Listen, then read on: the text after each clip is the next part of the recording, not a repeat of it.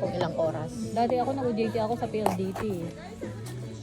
Wala si Sophia kung Lahat saan siya nag-OJT ako yung ano, kala mo na yung trabahador doon. Kala mo na. Pero si Sophia, ano siya, inano na siya ng Converse na ano, pag nakatapos siya, hindi siyang pumasok doon. 40,000 monthly niya. Ako nun sa PLDT, napasok na rin ako eh. Lalo na kung doon siya mag-OJT. Nag-OJT ako. Alam ko, nanay ko kanong puti nga nung kinuha niyang course. Third year na siya. Textile engineering. Ano Ganda din yun, ano textile. yun eh. Kaya ang galing yan sa mga board painting. Yung hindi pa board ka. Ito, ano mo yan, mga kawya. Oo, doon Mga siya. number 1. Textile. Mahirap din yun.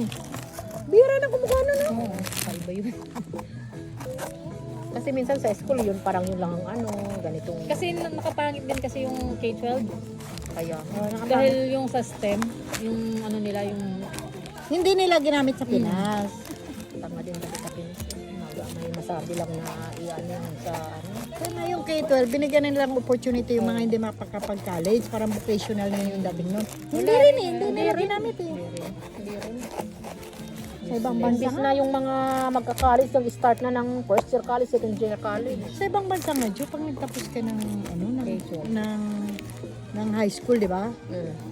Tapos mo, tapos gusto mo mag-flight stewardess, mag-aaral ka lang ng 6 months tungkol sa flight stewardess. Parang ano, Oo, di ba? training lang. Training lang. Pwede, mapapasok ka. Dito, hindi. Kailangan 4 years ka na related sa tourism, na related sa... Yung related sa mga ganun. Kasi sa atin.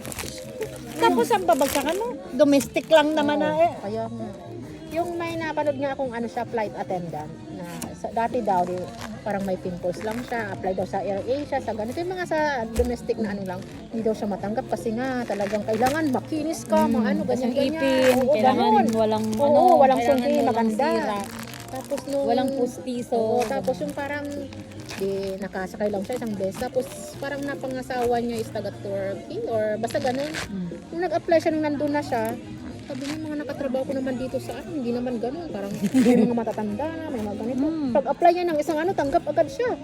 Sabi niya, sa Pilipinas Yung lang anak talaga. ni Salve, ano din yun eh, FA yun eh, pero wala, nasa Dubai, hindi naman nagamit. Sabi nga niya, ang dami pa namang nakuha ngayon ng FA sa Pinas.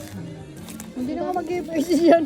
Ang dami, di ba? Sa mga sa ano pang school, yung school mo dati? Yung college ka? Hindi, yung dito sa STI. STI, karamihan dyan, mga FA. Ang daming ano dyan. Dati computer lang yan. Dati STI, computer lang. Una-una, bago pa lang labas si Stay, nag-stay ako.